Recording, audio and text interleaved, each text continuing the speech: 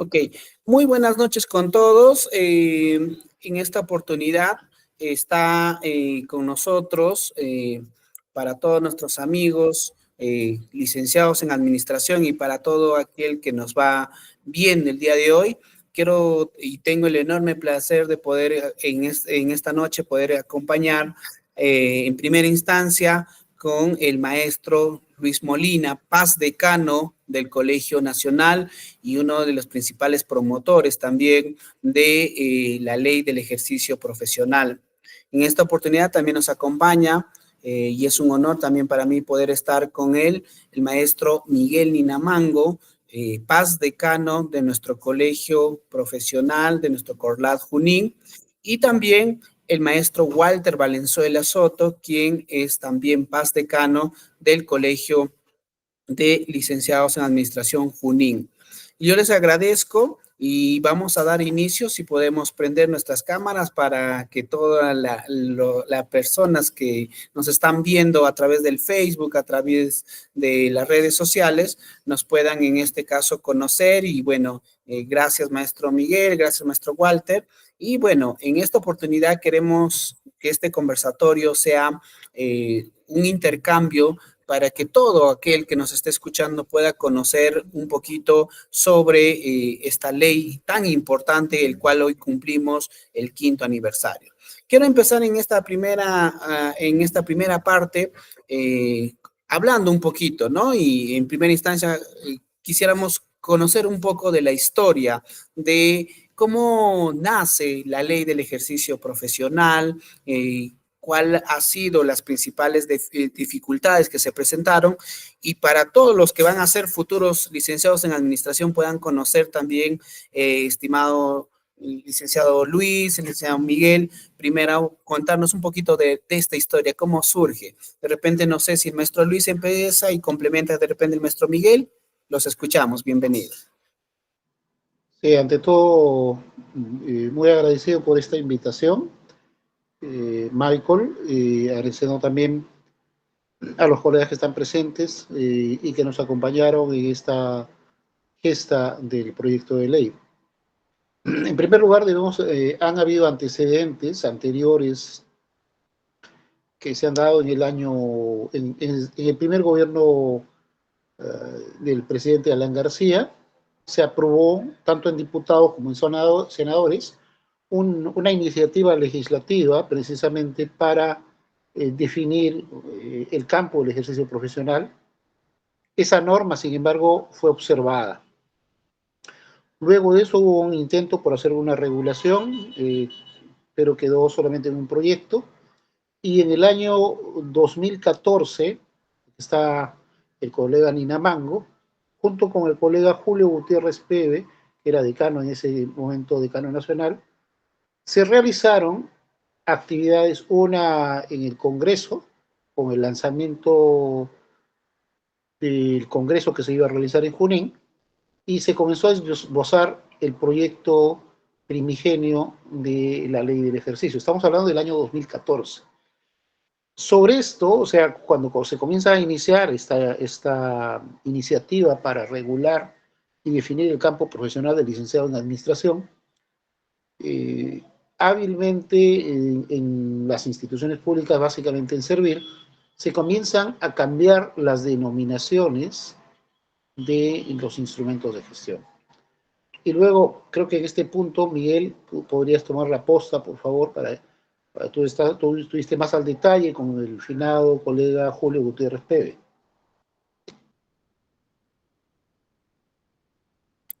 Sí, Miguel, compleméntanos, por favor, parte importante de esta ley. ¿Qué nos puedes comentar al respecto, Miguelito? Activa tu audio, Miguel, por favor, para escucharte.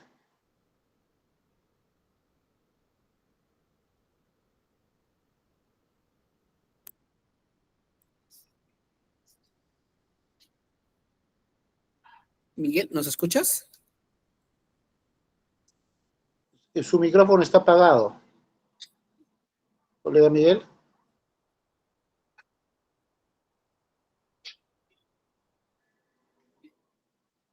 Ok, está teniendo problemas. Sí, maestro, por favor, continúe. El colega Miguel tuvo una activa participación en el proyecto en el año 2014 y junto con se comenzó a hacer el trabajo con el colega, con congresistas como Walter Hacha, si yo me recuerdo. Los detalles los va a tener mejor Miguel Ninamango, pero fueron parte de esas acciones de coordinación y ¿Ahora sí de... se me escucha?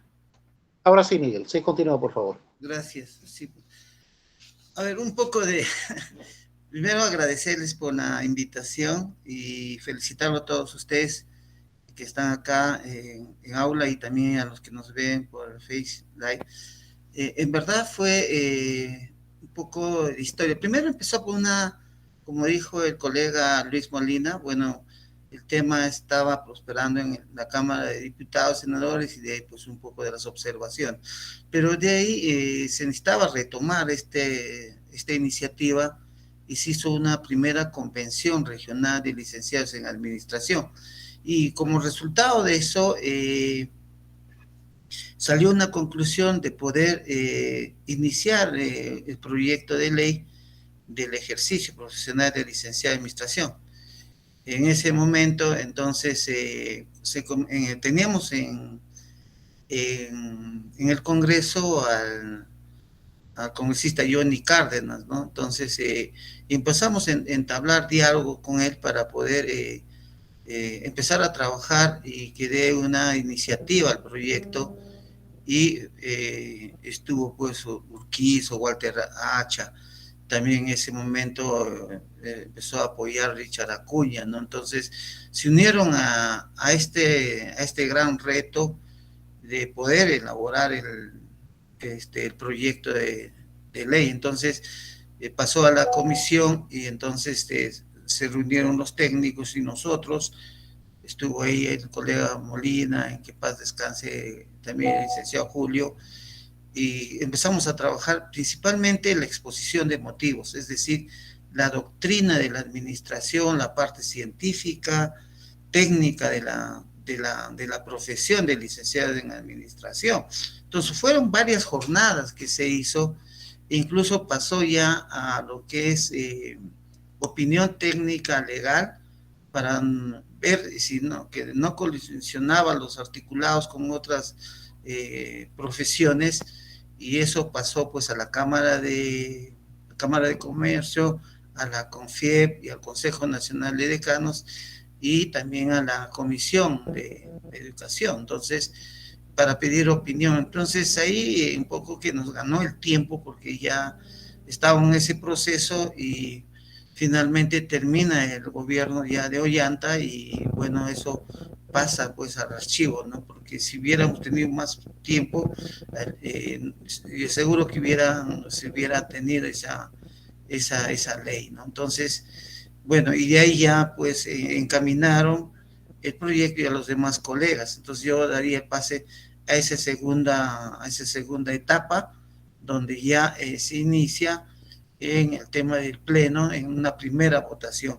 Yo te pasaría, licencia, para la continuidad en base a ese proyecto que primogénito que se dio en Huancay, y después ya el CLAD lo toma y el camino se empezó a dar, ¿no? En ese proceso. Sí, precisamente, Miguel, ese primer proyecto del que habla Miguel es el proyecto que fue sustentado por Johnny Cárdenas Cerrón, Walter Hacha Romaní y José Urquizo Magia, y bueno, y varios congresistas más, incluyendo Rogelio Cánchez de Callao. Ha habido una serie de congresistas que se suscribieron ese primer proyecto de ley, que es la 3920 del 2014. El 3920 del 2014 es con el que se inicia, después de esa pausa, o sea, en el gobierno de Alan García, entre el 85 y 90, se trabaja, se aprueba, pero es observado en el Ejecutivo y luego vuelve al archivo y no se avanza más. O sea, pasan casi 10 años y luego más de 10 años, y del 88 más 88, 89 hasta el 2014, que nuevamente se inicia, y se inicia luego del Congreso que se realiza en septiembre en Huancayo. Yo me recuerdo que fuimos si no me dejan mal, si no me falla la memoria, Miguel, tomamos un café en la plaza de Huancayo y ahí se comenzó a hacer el trabajo, ¿no? Con las ideas, retomando lo que había pasado en parte del primer proyecto en el primer gobierno de García, se retoma la idea y eso se traduce en esta iniciativa, este proyecto de ley 3920 del 2014, que pasa a comisiones, pasa a la Comisión de Trabajo y luego pasa a la Comisión de Seguridad Social. Pero luego ya estaba, ya se venía el cambio de gobierno y quedó trunco el proceso. ¿Ya? Luego, nuevamente hay unos cambios que se hacen a nivel de Servir, los documentos de gestión cambian de nombre, por eso la nueva iniciativa surge como un ajuste para evitar precisamente los problemas de cambio de denominación. Cuando el documento primigenio especificaba los documentos de gestión que iban a ser suscritos por los administradores, entonces a nivel de las instituciones públicas comienzan a cambiar las reglas de juego frente al avance de la iniciativa legislativa que teníamos. Cambian las denominaciones, por ejemplo, o cambian los perfiles de puestos, cambian lo que antes era el MOF, donde contenían las especificaciones de los puestos, por ejemplo, lo cambian por perfiles de puestos, y así comienzan a hacer una serie de cambios en las normativas, y si se aprobaba la ley, se iba a aprobar con otras denominaciones. El proyecto anterior tenía denominaciones específicas.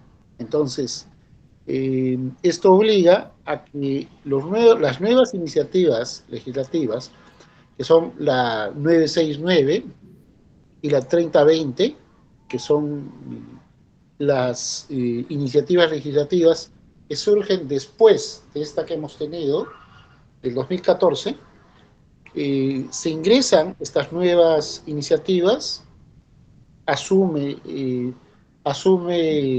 la iniciativa el congresista Richard Acuña, y se hace todo un trabajo para que se logre aprobar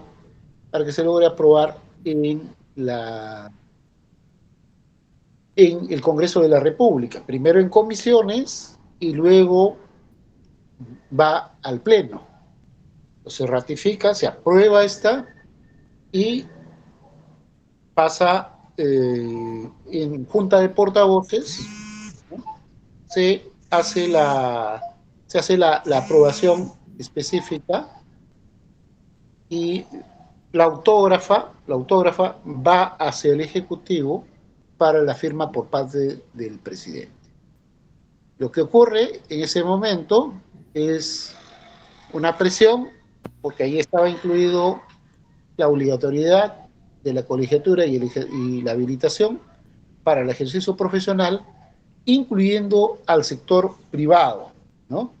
Entonces, una de las observaciones que se formula al proyecto de ley, dentro de las muchas observaciones que hay, es que afectaba a la competitividad del sector privado. Es así que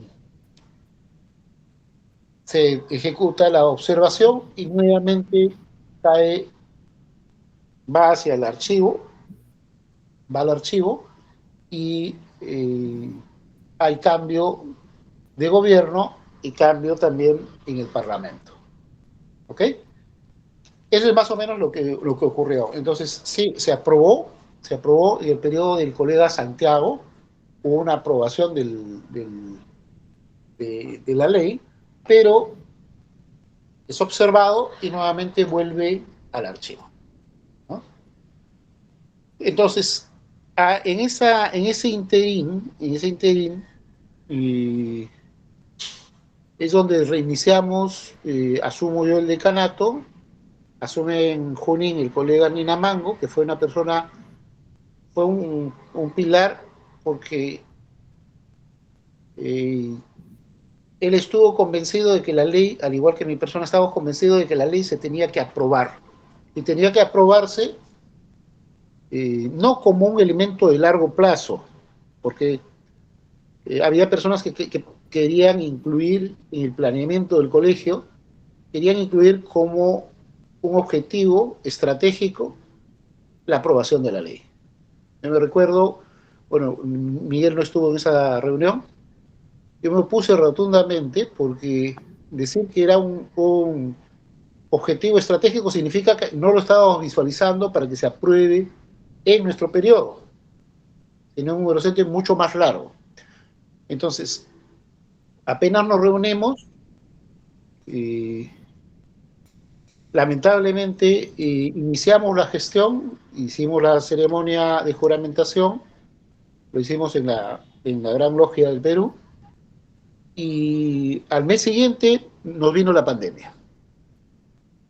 Nos totalmente incomunicados, no podíamos salir, las restricciones, teníamos que tener la autorización para desplazarnos, y tuvimos que hacer malabares para ir al Congreso, para ingresar la documentación. Teníamos que, si te digo que hemos mandado más de 500 oficios al Congreso, eso es correcto, ¿no? Y quiero acá reconocer públicamente a Miguel Linamango, que fue la persona desinteresada y comprometida.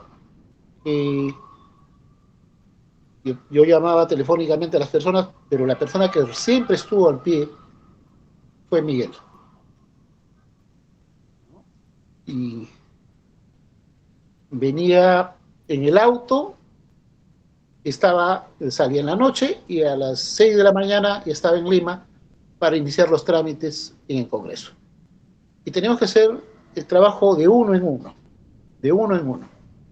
Y durante todos esos meses, más o menos desde mayo hasta octubre, la persona que siempre estuvo dispuesto y presto a concurrir a las reuniones, a hacer las gestiones, fue el colega Miguel. Por eso mi agradecimiento, porque sin el apoyo, recuerda que estábamos en pandemia, la gente moría, ¿no? La gente tenía mucho temor de salir, no había, pero eso también significó una oportunidad, porque nadie iba al Congreso y nosotros teníamos que estar sesionando, visitando a los congresistas uno a uno, persiguiendo a cada vocero de bancada para lograr la aprobación de la ley. Es así que en ese interín nos recomendaron también colegas que estaban trabajando dentro del Congreso que adicionalmente a la ley presentásemos otras iniciativas legislativas. Se presentaron, por ejemplo, para la designación de los altos funcionarios del Estado que debían cumplir perfiles, lo que ahora, bueno, en forma más relajada se ha aprobado, ¿no? Pero comenzamos a generar iniciativas para transparentar, para impulsar la meritocracia, para que las entrevistas de personal se grabasen. Hoy día ya es parte de un estándar en la administración pública, pero antes no quería grabarse, no quería que se grabase la información o que sea pública la información de los procesos de selección. Entonces, con todas estas estrategias, logramos, y luego de las entrevistas con voceros, había un temor de presentar el pedido para desarchivar el expediente del colegio. ¿No? No es que ya estuviese listo, no, nadie quería hacer el pedido. Y fue la congresista Cárdenas Céspedes, del FREPAP, a pedido del suscrito, luego de las conversaciones que tuvimos con ella, luego del trabajo personal, fue la que hizo el pedido para que se priorice el debate y la aprobación en la sesión de pleno del Congreso de la República del proyecto 969, que contenía nuestro proyecto de ley. Entonces, ninguna otra bancada quería asumir. El FREPAP, a través de su vocera, hizo el pedido y ese pedido lo hizo con el oficio 190-2020 por la bancada del FREPAP, y es la que nuevamente nos da el aliento para poder aprobar la ley, ¿no? Ese pedido, fíjate, comenzamos en mayo, en plena pandemia, y en septiembre logramos que se ingrese, a inicios de septiembre, se ingresó el pedido, se desarchivó, pasó este pedido por parte de la congresista y se desarchivó y comenzó nuevamente la priorización del proyecto. ¿Ok? Eso fue en septiembre. En octubre se oficializa, se corre traslado, el pedido que hicimos. Recuerden, fíjate los tiempos. Comenzamos en mes de mayo. Todo el trabajo de la gente que fue invisible, mayo, llegó septiembre. En septiembre ya concretamos las coordinaciones con varios cabezas de bancada, y quien asumió y hizo suyo el pedido fue la congresista Céspedes. ¿Ok? Pero no solamente pidió que se desarchive, sino pidió que pase al debate en el Pleno para su aprobación por insistencia. Y luego de levantar las observaciones que habían formulado, ¿no?, estuvo también otro colega, al cual quiero dar mi reconocimiento, el colega William Alcántara. En ese momento era asesor de Richard Acuña. Él fue la persona que estuvo detrás, ¿no? Recordemos, tuvimos varias reuniones y fue el que estuvo detrás para lograr que este proyecto se vuelva realidad. En un determinado momento, cuando ya habíamos conversado con diversos voceros y ya había una tendencia favorable, nos faltó algún asesor. Yo me recuerdo el asesor de Otto Dudovich, que comenzó a objetar la ley, cuestionando los temas de certificación. Entonces tuvimos que aclarar, tuvimos que ir congresista por congresista a explicar de qué se trataba la ley, cuál era el impacto y por qué tenía que aprobarse, porque era necesario, no solamente para el colegio, sino fundamentalmente para mejorar la gestión dentro de la administración pública. Entonces, en un determinado momento, a raíz de estas observaciones que hacen los asesores, ciertos asesores, se generó una incertidumbre. Entonces, inicialmente, el proyecto de ley se debía haber aprobado aproximadamente el 10, debió aprobarse entre el 10 al 9 de octubre.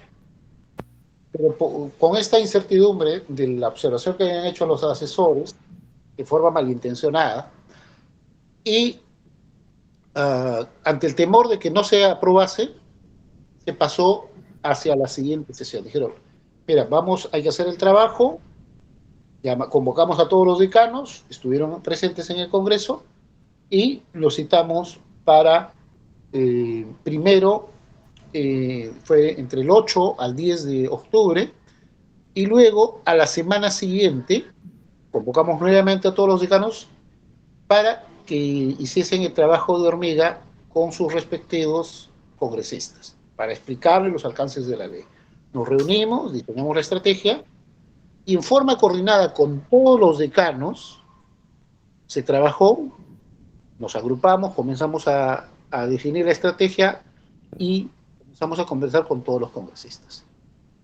Había gente que ya tenía su decisión en contra, entonces nos centramos en quienes no tenían una animación.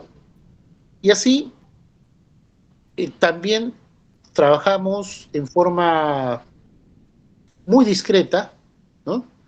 Se dio la indicación a todos los decanos que no tomasen fotos, evitasen publicar, porque ya había ocurrido que en la anterior vez, cada vez que alguien iba, se tomaba una foto y la publicaba y decía, estamos en el Congreso avanzando la ley.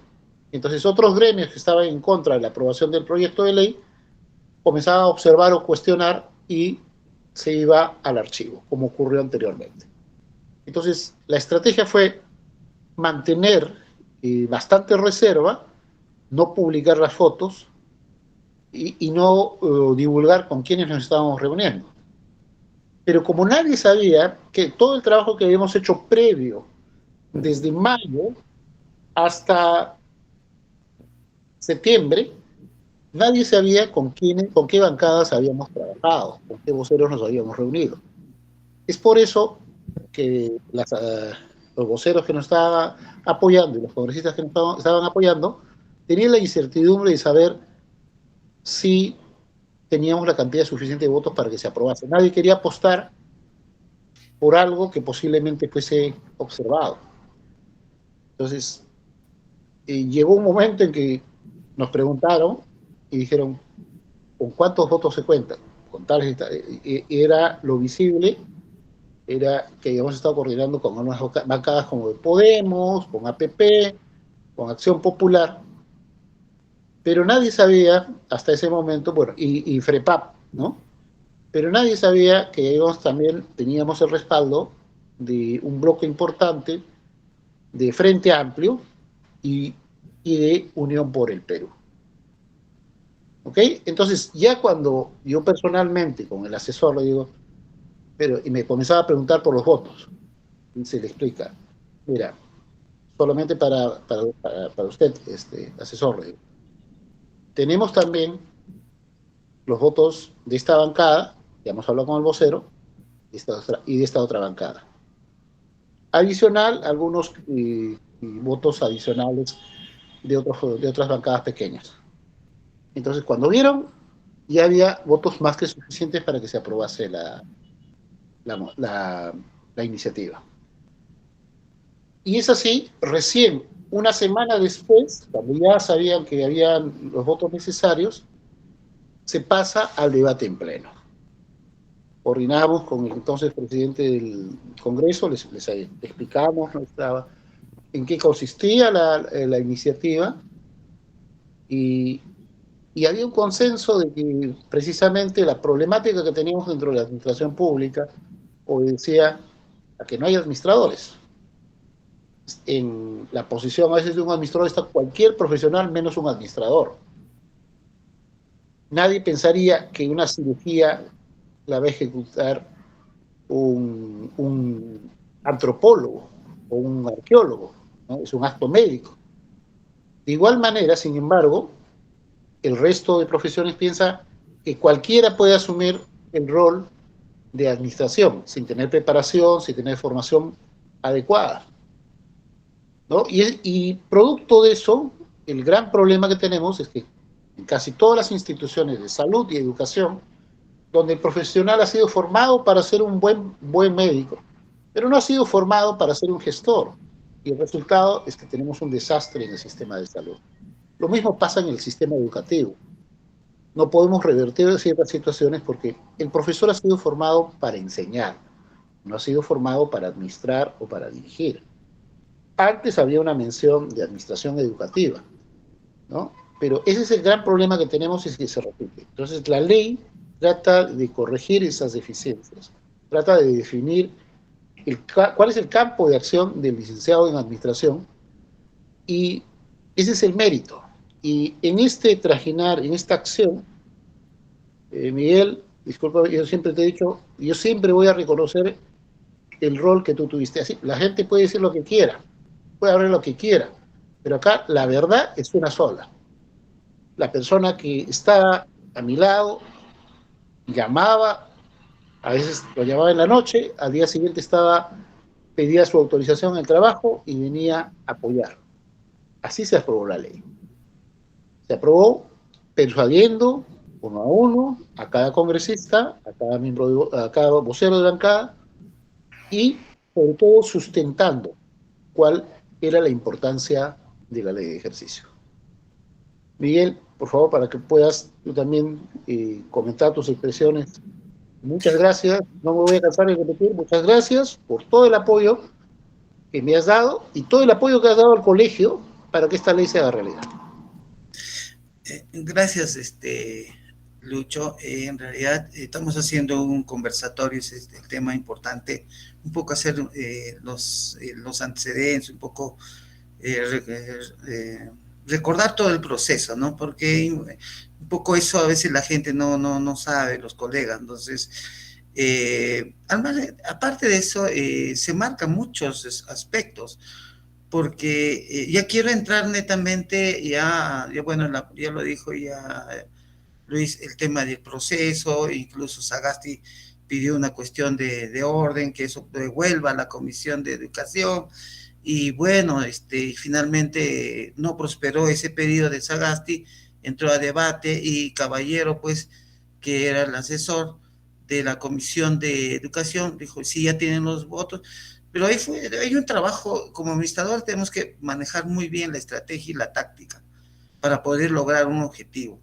Elementalmente es cómo se trabaja, y en el Congreso es un tema político, y a veces no es un tema netamente técnico, ¿no? Entonces el aspecto técnico ya se trabajó en la comisión para poder formular lo que es la exposición de motivos y argumentar todo la sostenibilidad del proyecto de la ley del ejercicio.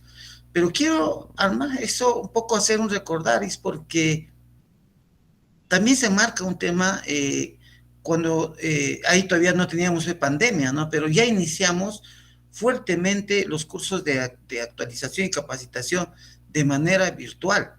Y eso trajo un ejemplo a todos los colegios regionales que gracias a esa iniciativa que tuvo Corlat Junín en ese primer periodo, porque apostamos primero por la especialización, la capacitación, y con eso poder oxigenar al colegio y hacer en base a ello, construir rápidamente esos 2 pisos del colegio, o sea, hacer el aspecto de la infraestructura, la capacitación, la integración. Y eso fue un modelo de gestión para que los demás colegios tomen esa referencia, esa iniciativa, ese ejemplo, esa practicidad, y justamente ese ejemplo que ha dejado Junín, ahora lo hacen, y bien, muchos colegios regionales del país ya se oxigenan, hacen sus cursos, sus diplomados, sus especializaciones, y por ahí van teniendo más ingresos correspondientes, y no dependen no solamente de los aportes, de la habilitación, sino que nosotros como administradores debemos generar pues unidades de negocios, y tenemos mucho campo de acción para poder desarrollar. Entonces, hace 14 años que ya hicimos ya lo que ahora se lleva la virtualidad correspondiente, ¿no? Entonces, eso un poco para poder ir al proceso, y yo dejaría a Walter también a que tome un poco, a ver, algunos comentarios, ¿no? Dale la posta, Michael. Sí, maestro Walter, lo escuchamos, por favor.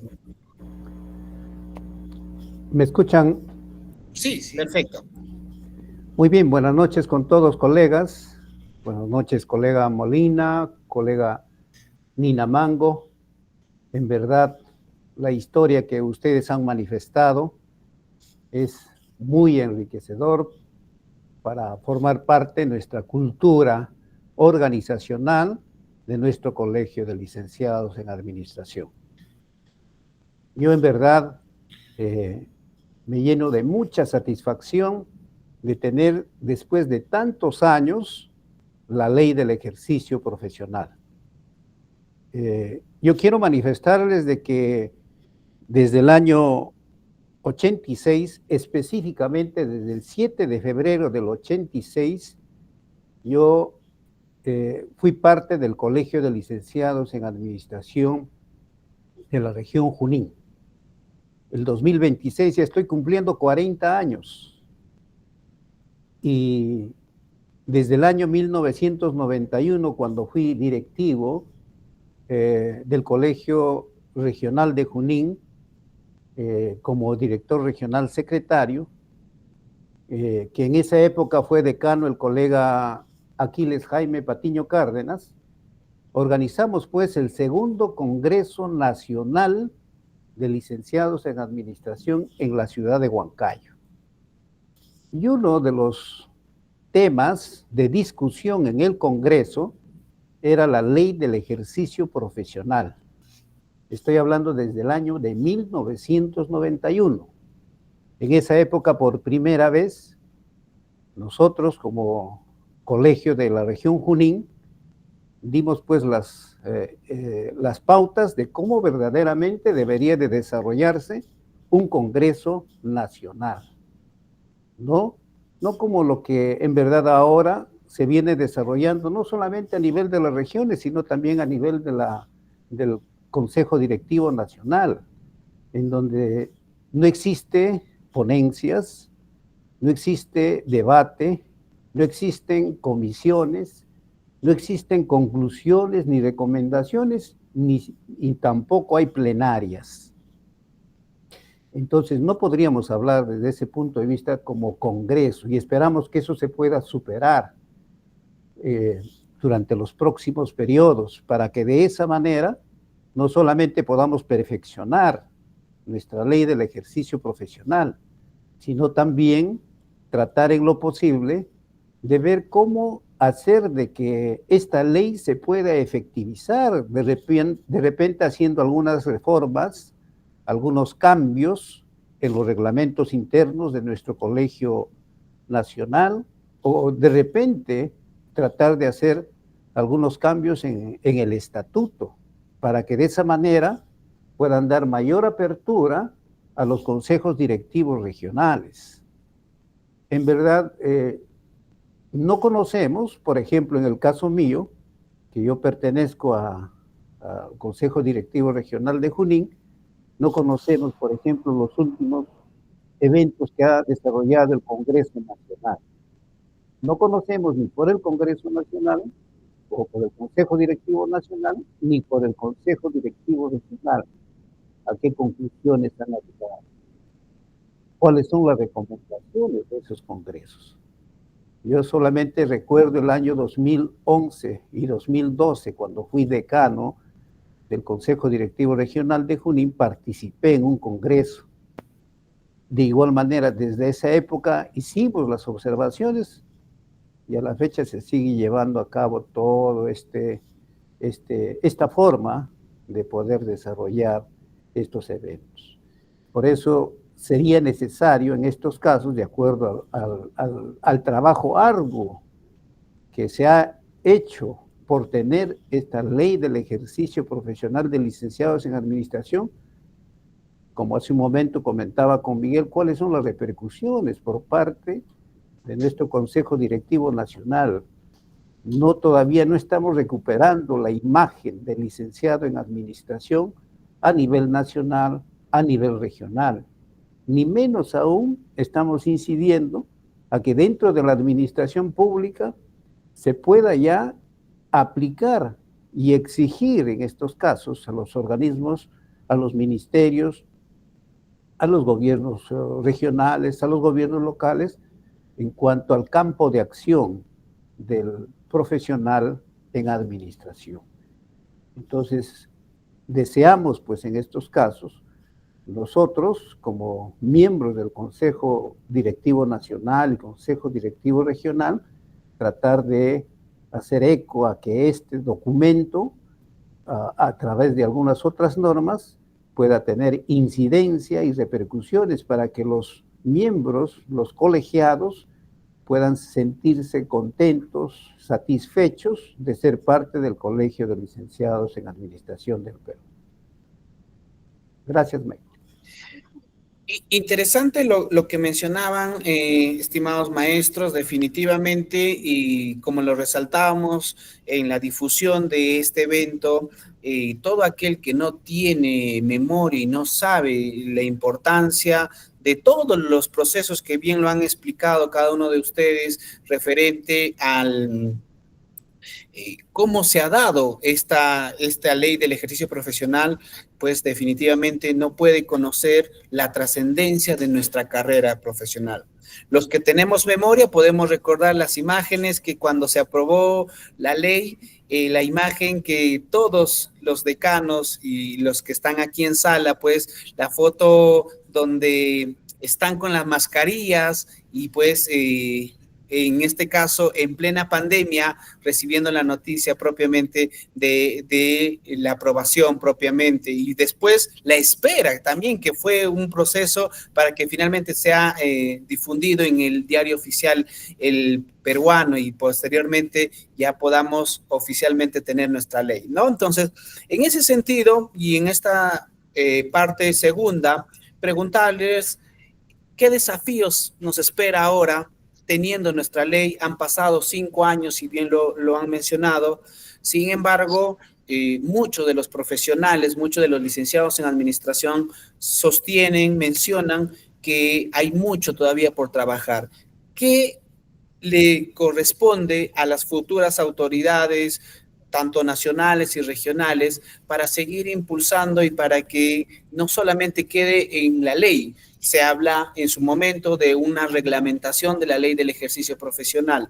¿Qué es lo que más podríamos trabajar desde el colegio profesional para mejorar la situación actual que existe en nuestro país y cuál sería nuestro papel como licenciados en administración?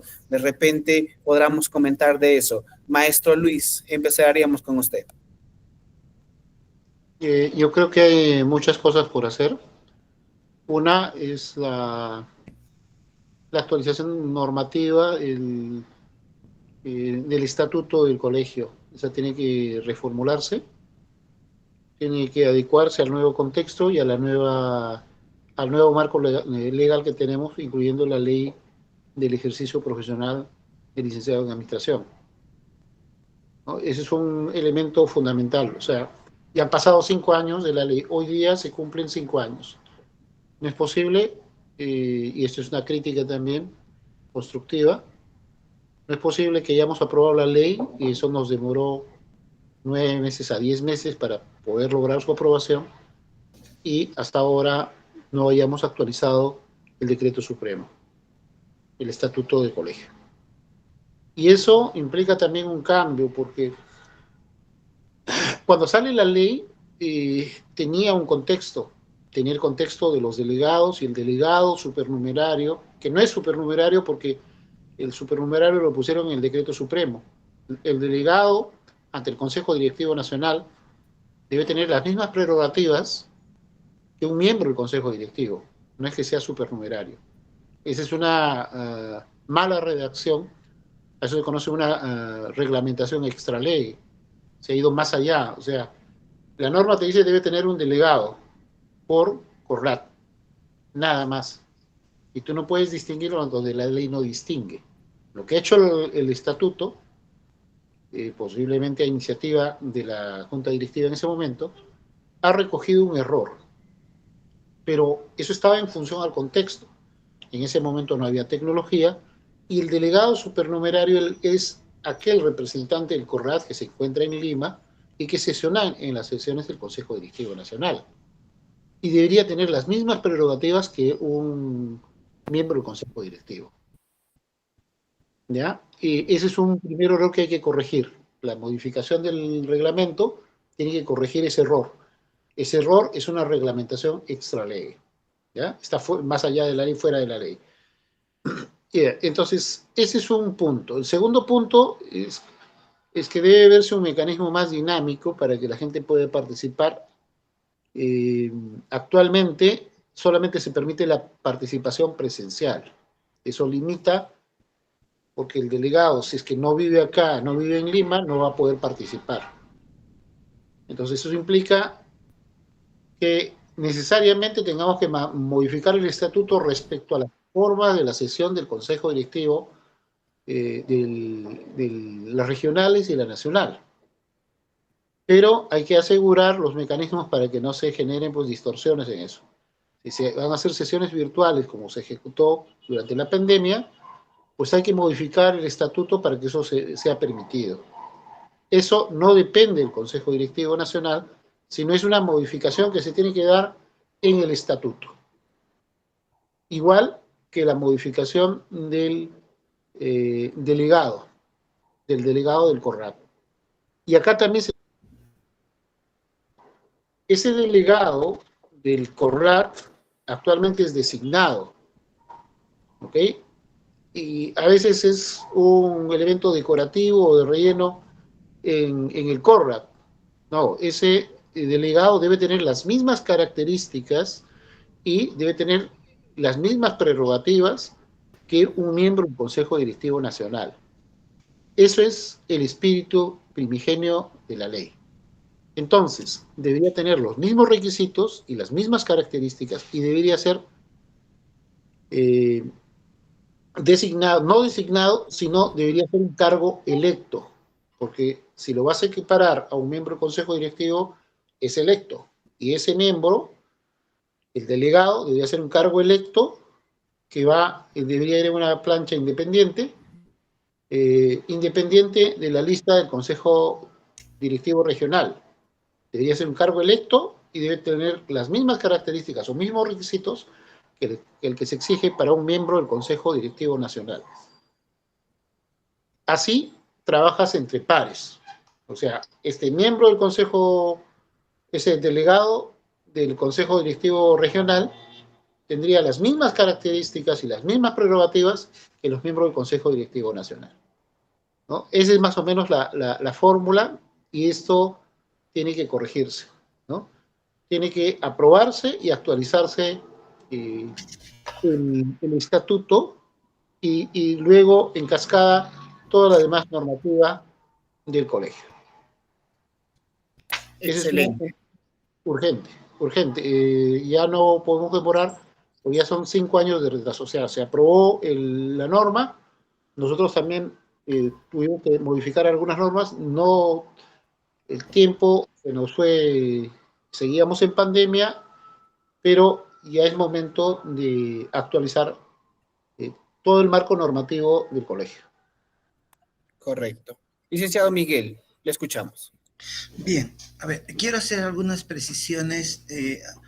Ya tenemos claro que tenemos que actualizar el estatuto, pero ahí tendría que incorporarse, aparte de lo que dijo el licenciado Molina, de la incorporación de este delegado supernumerario y la modalidad que en base a la descentralización deberíamos tener que los colegios regionales tengan una participación. Lo que queremos es que exista una articulación más fluida dentro de los procesos, ¿no?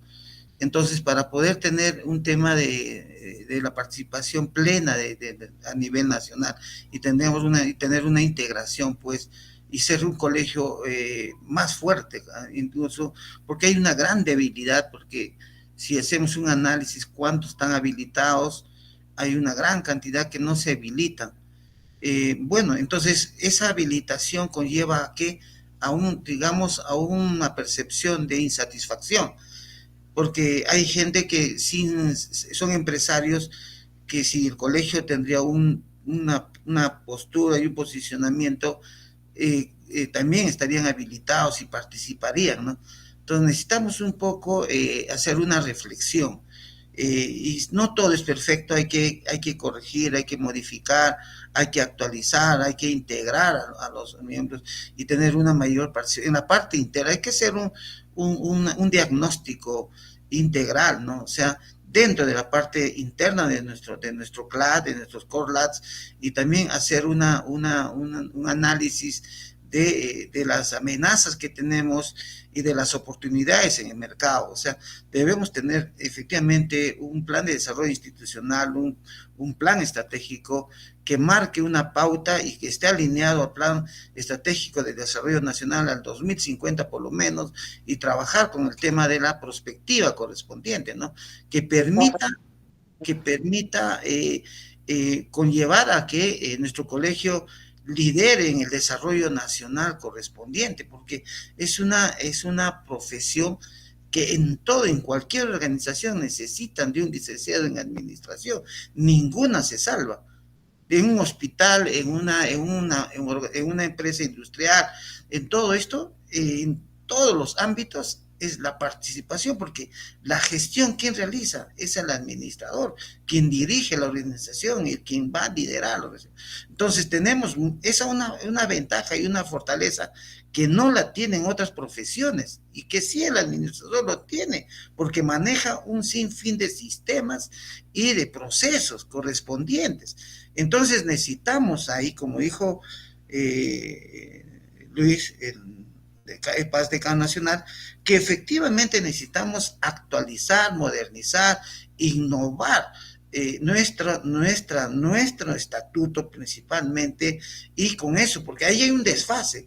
El estatuto no está alineado incluso con el tema de nuestra ley. Entonces necesitamos que ese estatuto se alinee y aprovechar esto para poder de una u otra forma ir a un campo de la competitividad. Es decir, el estatuto y la ley deben ir a la par a la modernización del Estado, en poder llevar adecuadamente los mecanismos que puedan orientar a un Estado más eficiente, más eficaz y moderno correspondientemente. Y la otra parte es que debemos entrar a un nivel de la competitividad de nuestro país. Es decir, cuán competitivos están nuestras organizaciones, y para ello, cómo es el campo de accionar del administrador para el desempeño, ¿no?, dentro de las organizaciones dadas.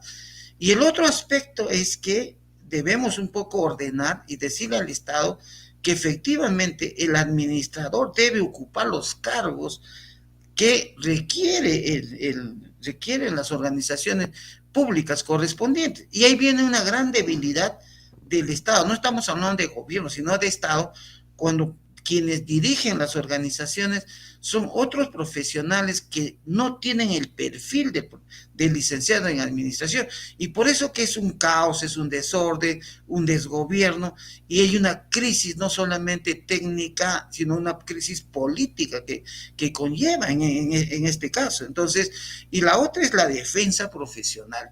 Debemos ser muy claros de que debe haber pues una adecuada y realmente una defensa hacia la profesión. Es decir, los administradores deben ocupar los campos y los cargos y los puestos que corresponden al perfil del administrador correspondiente, ¿no?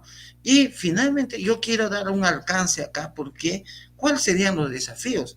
Yo estoy haciendo ahorita 2 estudios de mercado para actualizar la currícula la currícula de la carrera profesional de administración.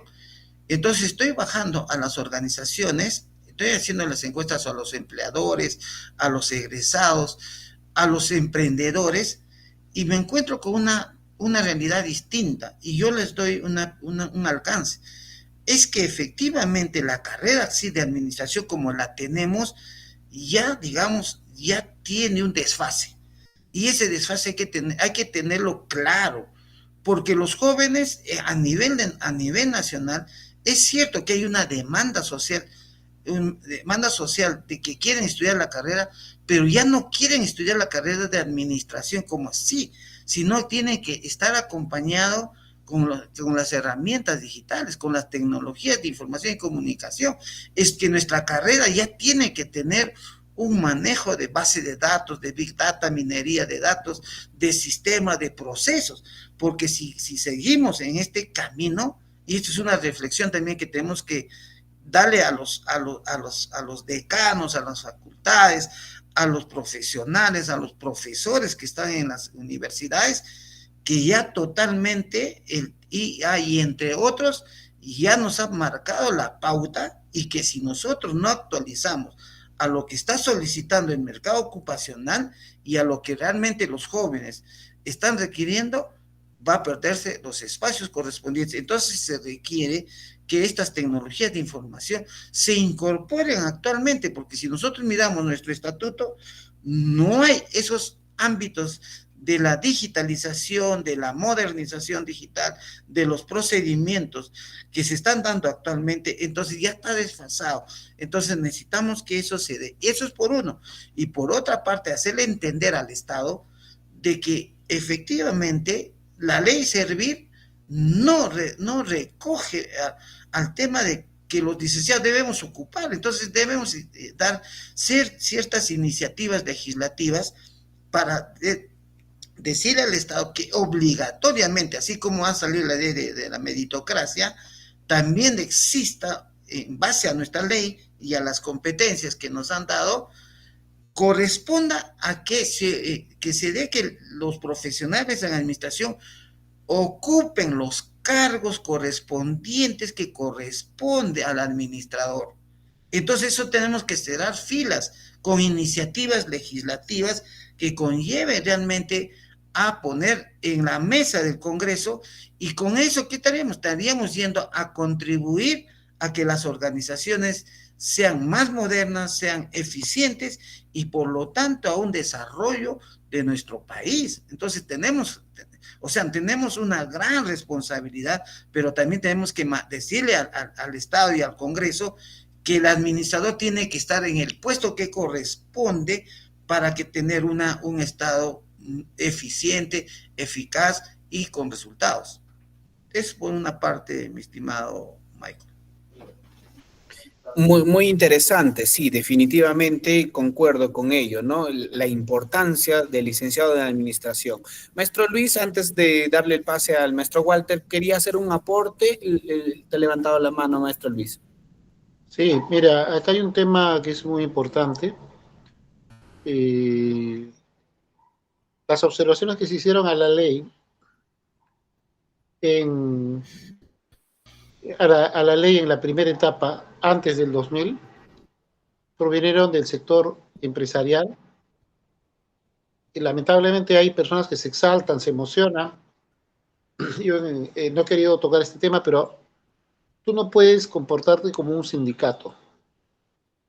¿Ok? Entonces, lamentablemente, cuando se aprobó la ley, las personas que no conocían cuál era el procedimiento se emocionaron, y en un acto interno del colegio, pero que había gente de prensa, comenzaron a tomar actitudes que eran propias de un sindicato.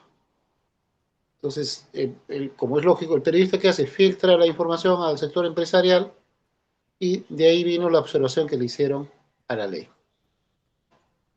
Antes de asumir el decanato, esto lo sabe Miguel, en diciembre, yo me reuní con miembros del sector empresarial. Visité la CONFIEP y la Sociedad Nacional de Industrias. Pues para aclarar esos temores que tenían, que prácticamente nos estamos convirtiendo en un sindicato, con nuestra forma de expresión, las formas de comunicación que se estaban dando. Y tuvimos que aclarar para evitar que se siguiese bloqueando nuestro proyecto de ley. Y es cierto lo que indica el colega Miguel, porque hay un tema de desfase en función al tiempo y en función al uso de tecnologías. Y nosotros impulsamos para que los colegas jóvenes puedan viajar al extranjero a través de pasantías, a través de convenios, para que puedan capacitarse, absorber tecnología y luego retornar y hacer un feedback y potenciar al colegio. Particularmente, antes de asumir el decanato, yo estuve en México, invitado por la Universidad de México, de la Autónoma de Nuevo León. Viajé a Rusia y he viajado a varios países, pero siempre con la idea de llevar a los colegas. Y esas invitaciones fueron a título personal, porque yo formo parte de redes académicas, ¿no? Y acá también hay que aclarar, y quiero aclarar, porque hay gente malintencionada. Felizmente tengo los recibos de los pasajes, ¿no? Y siempre he puesto esto a nombre del colegio, apoyando al colegio. Yo tengo las invitaciones, producto de la cooperación académica que tenemos con los países, con universidades o países extranjeros, ¿no? Y hay gente que en su estrechez piensa que eso es malo, piensa que los jóvenes que tengan una oportunidad, darle la oportunidad de que conozcan el mundo, tengan una nueva visión, se capaciten, tengan una formación de un semestre en el extranjero es malo, ¿no? ¿Cómo vamos a poder comprender otras realidades? ¿Cómo vamos a poder traer transformaciones para nuestro país y para nuestra profesión si nunca se ha salido de un entorno local? Cuando sales y comienzas a ver otras realidades, comienzas a generar ideas que puedan desembocar en procesos de desarrollo, ¿no? Y lo que ahora nosotros estamos viendo con el proceso de industrialización, de crecimiento de edificios y con las líneas de trenes, hace décadas, por no decir hace siglos, otros países lo han hecho. Cuando uno va a Inglaterra, va a Nueva York o va a Moscú, ¿qué vas a encontrar? Desarrollo de infraestructura, de vías de comunicación, ¿no? Tenemos el puerto de Chancay, que no se ha desarrollado. O sea, el puerto de Chancay ha sido desarrollado con la iniciativa privada, básicamente de capital chino, pero toda la infraestructura de comunicación no existe. No existe la infraestructura de comunicación para conectar Ancón o el Callao con el puerto de Chancay. No existe la línea férrea. Esa línea férrea existía antes de la década del 70. ¿Por qué se desmanteló y no se siguió con ese proceso? Es un tema que ahora estamos sufriendo. El CEPLAN, si bien es cierto, el tema de planeamiento está definido en el plan al 2050, lo que encontramos de desarrollo fronterizo es nulo. Por eso tenemos los problemas que tenemos con Santa Rosa y con todas las zonas de frontera en el Putumayo.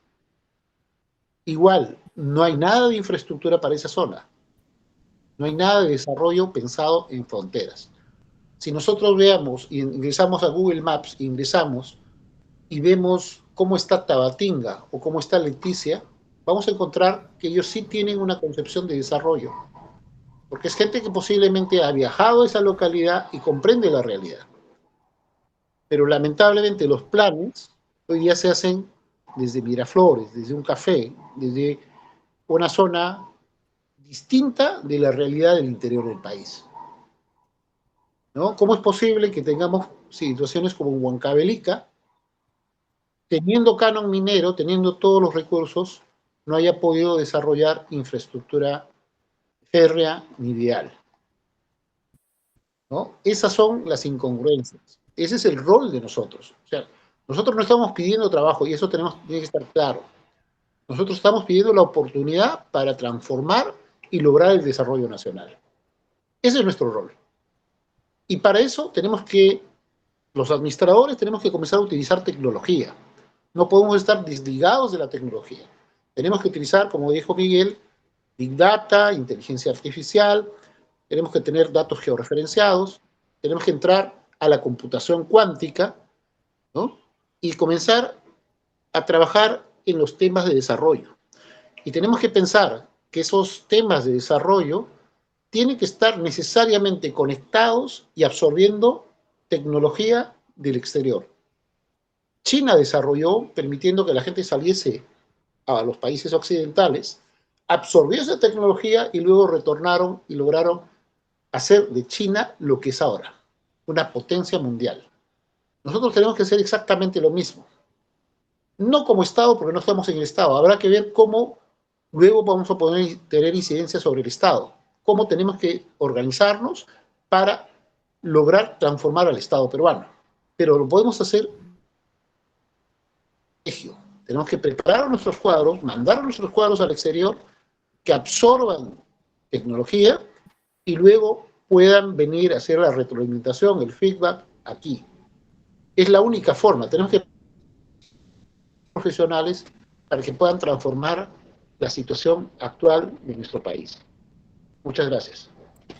Gracias, maestro Luis. Excelente. Sí, pues definitivamente cuando uno sale y conoce pues las realidades de otros países hay mucho, mucho, mucho por absorber y poder traer a un contexto que altamente va compitiendo en un mercado acelerado, ¿no? Maestro Walter, lo escuchamos. Sí, Michael. ¿Me escuchas, no, Michael? Sí, sí, sí, lo escuchamos. Muy bien. Yo concuerdo con la opinión que en estos casos ha manifestado el colega Miguel y el colega Luis Molina. En uno de los artículos de la Ley del Ejercicio Profesional manifiesta pues las competencias que debe de tener el profesional en administración. Y una de las competencias es elaborar los instrumentos de gestión de todas las organizaciones, principalmente las públicas. Pero, ¿qué es lo que está pasando en el caso de nuestro colegio? Desconocemos esos instrumentos de gestión, no conocemos el plan estratégico del Colegio de Licenciados en Administración a nivel nacional. Adolecemos en estos casos de la coordinación que debe de existir, coordinación estrecha, entre los miembros del Consejo Directivo Nacional con el gobierno nacional, los consejos directivos regionales con los gobiernos regionales y con los gobiernos locales, para que de esa manera puedan impulsar la elaboración de los planes, ¿no? Y que tenga relación en estos casos con el desarrollo local y el desarrollo regional. Pienso yo de que estos tipos de instrumentos de gestión no solamente debe ser elaborado por el Consejo Directivo Nacional, sino debe de hacerse con la participación de todos los consejos o de los decanos regionales en una reunión, en estos casos, como hace un momento lo estaba manifestando, en un congreso. Inclusive dentro del congreso, dar esas iniciativas que hace un momento lo ha mencionado Miguel, de que deberíamos estar actualizados en estos casos para poder cambiar algunas competencias que nosotros tenemos de acuerdo al desarrollo de la tecnología, de las comunicaciones y de la información. Estamos hablando en estos casos de la inteligencia artificial, que está ya con bastante fuerza introduciéndose dentro de la parte académica. Entonces, desde ese punto de vista, yo considero de que todas estas iniciativas, todas estas opiniones, pensamos que se van a mejorar y se van a enriquecer cuando el Consejo Directivo Nacional impulse, pues, la realización de los congresos nacionales, pero con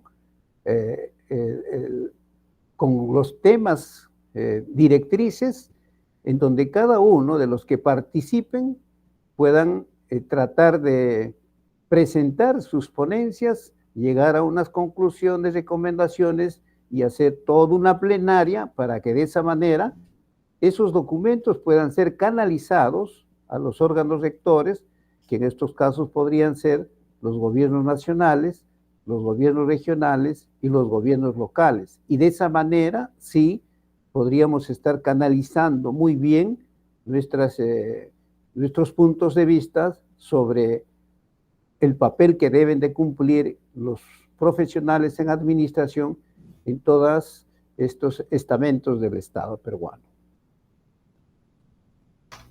Gracias, Michael.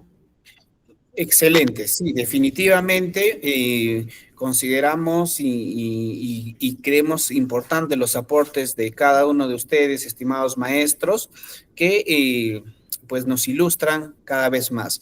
Finalmente, ya para terminar, porque la hora es bastante esquiva en ese sentido, finalmente, la última consulta que quisiéramos hacer y que es importante que toda la audiencia que nos van escuchando sobre todo enfocarse en ese segmento de colegas que ya tenemos y futuros colegas que vamos a tener, ¿no?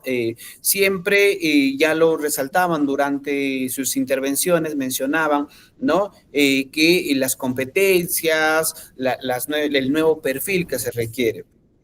Finalmente, ¿cuál sería el mensaje que desde sus posiciones, que como especialistas, que como amplios conocedores de la administración, tanto teórica como la práctica, cuál sería el mensaje que se le puede dar al futuro licenciado en administración y aún a ese grupo de colegas, que es un amplio número de colegas que ya son licenciados, pero aún no se han colegiado porque encuentran que su colegio profesional todavía no tiene ese respaldo para poder, en este caso, darles el soporte que necesitan en todo aspecto, ¿no? Entonces, ¿cuál sería la posición de ustedes frente a esta situación y qué mensaje le podrían dar a los futuros licenciados de administración como especialistas propiamente? Maestro Luis.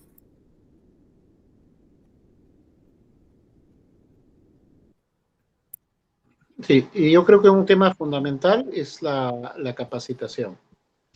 Es vital que el profesional se actualice.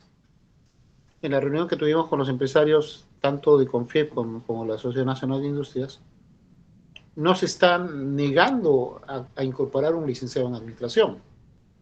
Pero me preguntaron, ¿y cuántos saben manejar un SAP? ¿Cuántos saben manejar un ERP? ¿Cuántos conocen estas técnicas, por ejemplo, para hacer el control y poder monitorear procesos? Y ese es el problema, que estamos formando gente a veces teórica, desligada de lo que está necesitando la industria nacional o el sector productivo, ¿no? Y esa es la gran problemática. Hay que definir cuál es el norte, cuál es el tren de acción de los colegas, y ya sea en el sector público, en el sector privado, deben enfocarse en la actualización permanente. Hoy día, quien no está actualizado, quien no maneja tecnología y no se actualiza con las nuevas técnicas y las nuevas herramientas tecnológicas que están de la mano, va a tener un impacto, ¿no? Antes la gente pensaba que, por ejemplo, iba a estar permanente trabajando en el banco. Mira la cantidad de puestos que se ha reducido con los cajeros terminalistas en los bancos, o en los supermercados, o en los retail. Todo va a comenzar a reducirse con el uso de tecnología. Había gente que se ocupaba en las llamadas de los call centers, trabajos de poco valor y trabajos repetitivos o rutinarios están siendo desplazados. Entonces, ese es un problema, trabajar con la capacitación permanente, trabajar con el uso de tecnología y sobre todo con el desarrollo de habilidades blandas. Hay gente que no sabe trabajar en equipo, no tiene capacidades de comunicación, no sabe presentar un proyecto, no tiene esas capacidades que son fundamentales. Y al sector educativo tiene que centrarse en que el estudiante no va a hacer sus prácticas en noveno o décimo ciclo. Tiene que comenzar a trabajar en forma temprana, ¿no? No puede esperar tanto tiempo para tener un retorno a su inversión. Todo el sistema universitario debe cambiar su esquema de trabajo y debería comenzar. No podemos esperar tanto tiempo porque a veces lo que se está formando o lo que se prepara tiene un desfase. Y si no está vinculado con la actividad práctica, lo que va a ocurrir es un desfase cuando termine su formación y va a haber una frustración de ese colega, porque no va a tener las competencias y va a terminar subempleado. Ese es como colegio, como profesionales, debemos orientar a los futuros colegas para que puedan tener una mejor perspectiva laboral. Gracias. Gracias, maestro Luis. Maestro Miguel, lo escuchamos. Bien, yo quiero complementar a lo que dijo Luis. Como existe una alta competitividad en el mundo y una exigencia del mercado, entonces el colegio tiene que estar a la vanguardia a esas exigencias que exige el mercado, para empezar. El colegio primero tiene 4 pilares fundamentalmente: el desarrollo profesional. Entonces nosotros, como colegio, ¿a quiénes recibimos? A los egresados de las universidades. Y la pregunta es, si las universidades están formando de acuerdo a la exigencia actual, o nos están mandando al colegio profesionales con habilidades o competencias ya desactualizadas, que el mercado no exige, porque en el colegio se van a quedar de por vida, en la universidad van a estar 5 años, pero en el colegio van a estar hasta que Dios le dé una llamada. Entonces nosotros tenemos que poner una postura a la academia y decirles, señores, estas son las competencias, estas son las habilidades que tiene que tener el profesional y no estar ajeno. O sea, un eje fundamental es que el colegio participe en sus diseños curriculares y que se exige. Eso es uno. 2, el tema de la ciencia, tecnología y la investigación. Tenemos que empezar a tener ahora, porque nosotros tenemos una área del colegio que es de ciencia, tecnología e investigación. Entonces, nuestro colegio tiene que empezar a funcionar las revistas indexadas científicas para que nuestros profesionales puedan ponerlo en la vitrina y que nosotros como colegio demos esas investigaciones en pos del desarrollo de las organizaciones públicas y privadas de acá nosotros. Entonces nosotros vamos a marcar la diferencia. Y la otra es que el colegio tiene que tener nuevamente el tema permanentemente de la capacitación, la actualización, el perfeccionamiento, pero acorde a la exigencia.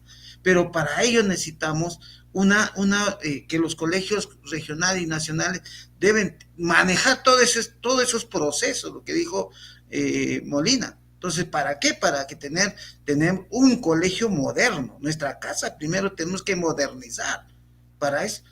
Y la otra es el tema del aspecto social, de la integración, que sí es importante de tener espacios recreativos imponentes, donde no estamos alquilarnos una canchita de fulbito, cuando el colegio debería tener pues centros recreacionales con sus sala de conferencias, por ejemplo, alquileres, por ejemplo, para hacer convenciones nacionales, regionales, y no estar buscando un hotel o un local para poder hacer. Entonces, si nosotros tenemos que integrar todos los colegios profesionales y hacer imponente un colegio profesional, y que el agremiado se sienta representado, se sienta que realmente el colegio su rol está cumpliendo, de la defensa profesional, de desarrollo, de la investigación, de la innovación, de la integración. Entonces vamos a tener realmente profesionales satisfechos, pero si eso no se tiene, entonces no va a ser posible. Y también es formar nuevos cuadros. Necesitamos que también la juventud se involucre en la gestión, entre la experiencia y la juventud, y hacer partícipe. ¿Para qué? Para que nuestros eventos tengan pues una repercusión. Y también necesitamos, uno de los retos es empezar a hacer iniciativas legislativas, proyectos, y presentar al Congreso, muy aparte de un poco también perfeccionar, mejorar nuestra ley también, que corresponde a las exigencias, y actualizar nuestro marco normativo y alinear a estas exigencias. Entonces necesitamos un colegio moderno, integral, científico, netamente de competitividad, y que sienta el Estado que el administrador es el que es un componente fundamental en el desarrollo del país, de las organizaciones públicas y privadas, ¿no? Entonces es un llamado a todos los colegios profesionales, y ahora que van a empezar las elecciones, realmente elijan a quien tiene claro qué es lo que va a hacer, qué proyectos tiene y cómo se van a concretizar. Esos serían mis alcances. Gracias, maestro Miguel. Excelente comentario. Finalmente, maestro Walter, lo escuchamos. Sí, Michael. eh, en verdad hay muy buenas opiniones respecto a qué es lo que debemos de hacer en el futuro sobre los miembros del Colegio de Licenciados en Administración. Y estoy de acuerdo que debemos de impulsar el perfeccionamiento de cada uno de los miembros del colegio, pero teniendo en consideración los capítulos que han sido en estos casos aprobados y que se está indicando en la ley del ejercicio profesional, para que de esa manera se les pueda otorgar una certificación, así como lo vienen haciendo en algunos otros colegios, y que gracias a esa certificación ellos puedan desempeñarse muy bien en los lugares en donde están dentro de las organizaciones públicas o privadas. En el caso nuestro, no existe esa certificación. La certificación lo estamos tomando como si tú pagas tus 10 o 15 soles y ahí está tu certificado. Pero a ellos no les damos una capacitación para que se puedan perfeccionar de acuerdo a lo que ha dado a conocer el colega Luis Molina, ¿no? En algunos instrumentos o en algunas técnicas que la gestión pública o la gestión privada así lo exige. Si nosotros les otorgamos a cada uno de ellos, precisando en estos casos la especialidad o el área de trabajo en donde se encuentra, creo yo que vamos a tener mayor aceptación, creo yo que se van a habilitar más colegas porque les estamos dando algo más y no solamente estamos cobrándoles, como se dice, por darle un certificado con sus 15 soles. Eso no queremos nosotros. El colegio tiene que cambiar de figura tiene que cambiar la forma como gestiona en estos casos los recursos de los profesionales. Y de esa manera vamos a tratar de no solamente contribuir con el colegio, sino también contribuir con nuestra sociedad, ¿no? Ya sea a nivel nacional, regional o local. Gracias, Michael. Muchas gracias, maestro Walter. Definitivamente, yo agradezco a cada uno de ustedes, estimados maestros. Siempre los llamaré a los tres maestros porque a diario voy aprendiendo mucho de ustedes y definitivamente la cátedra que hoy día han dado referente a la historia de cómo va el colegio y qué es lo que nos espera, definitivamente es una agenda pendiente que no solamente debe quedar en una conversación.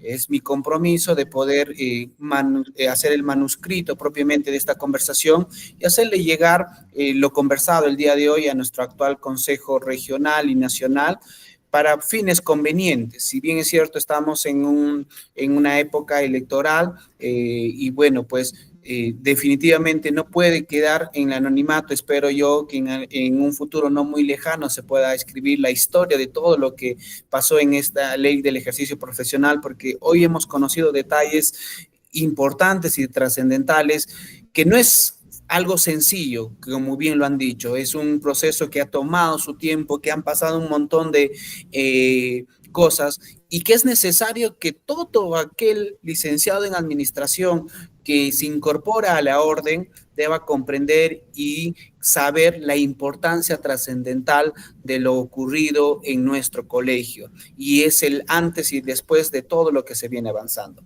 Les agradezco yo enormemente y finalmente les voy a dar un espacio para que puedan dar las conclusiones o palabras finales por este espacio que hemos tenido y también poder, no sé, estamos en el Facebook, también estamos en sesión presencial, como también en sala, comentarios finales para ya finalizar este conversatorio. Maestro Luis. Sí, Michael, agradecerte esta oportunidad, agradecer a los colegas que están presentes. Está también nuestra querida Liliana Coronado, y ella también estuvo como decana participando en estas actividades para la aprobación de la ley. Finalmente, mi compromiso, actualmente estoy trabajando en un proyecto de cooperación con la Universidad de Quebec para trabajar lo que es computación cuántica e inteligencia artificial aplicada a los negocios.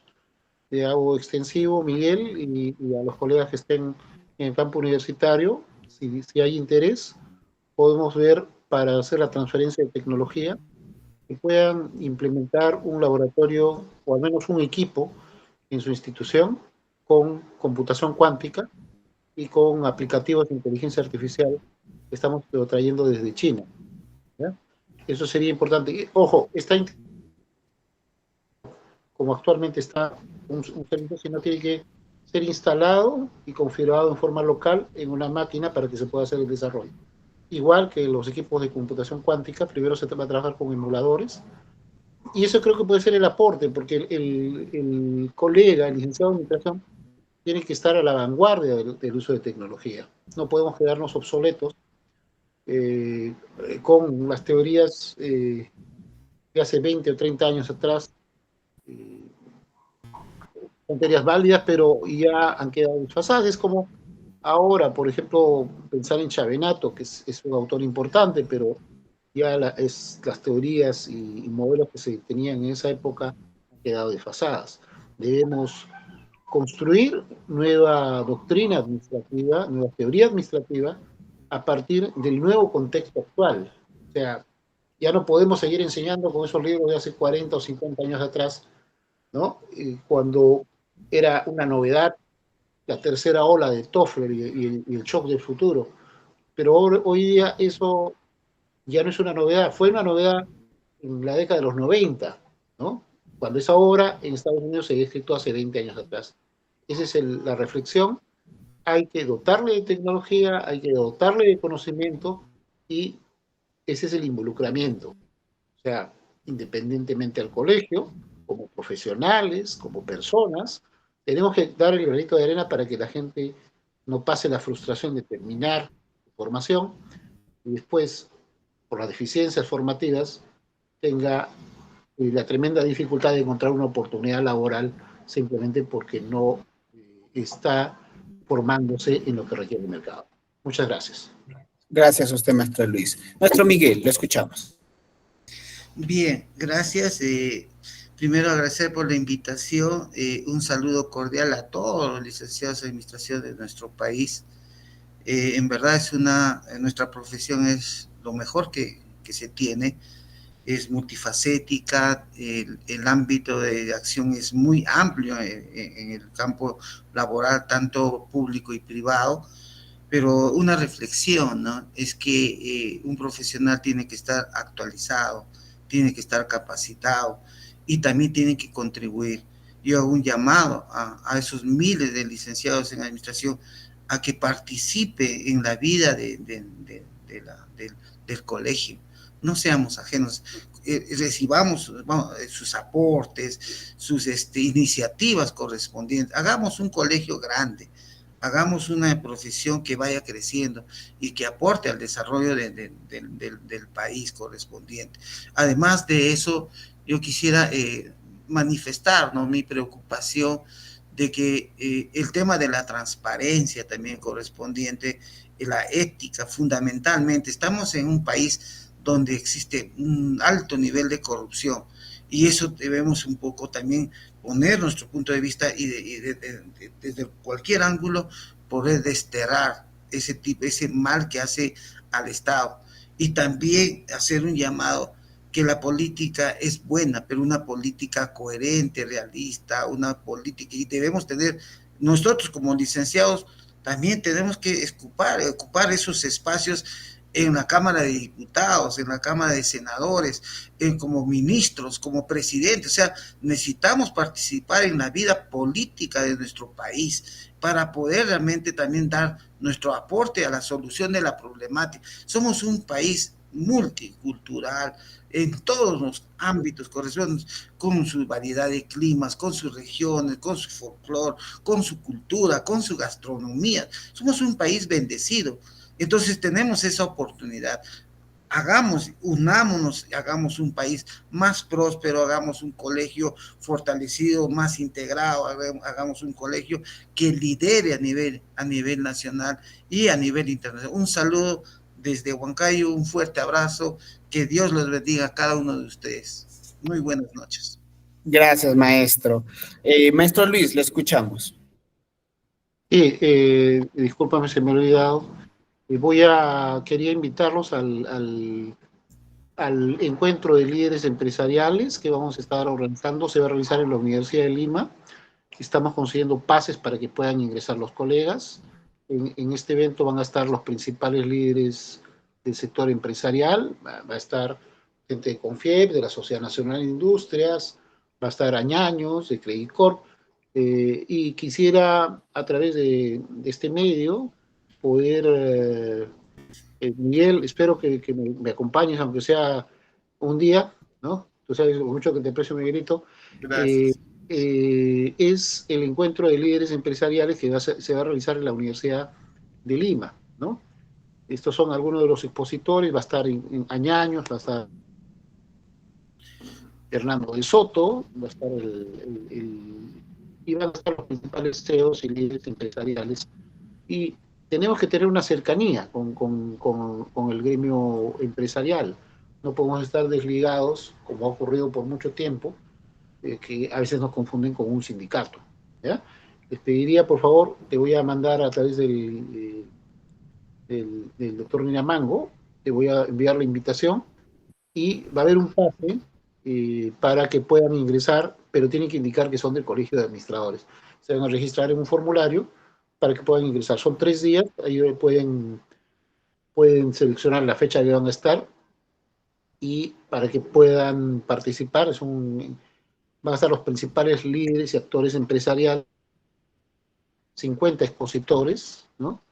Y dentro de ellos destacamos Julio Velarde, el CEO de Añaños, el de Bacus, el de Yape, y entre otras personas, ¿no? Muchas gracias. Gracias, maestro Luis. Definitivamente importante, ¿no? Importante y trascendental la invitación que nos hace. Maestro Walter, lo escuchamos. Muy bien, agradecido también por la invitación que nos has dado, Michael, en este primer conversatorio que se está teniendo con el colega Molina, el colega Ninamango y otros colegas aquí presentes.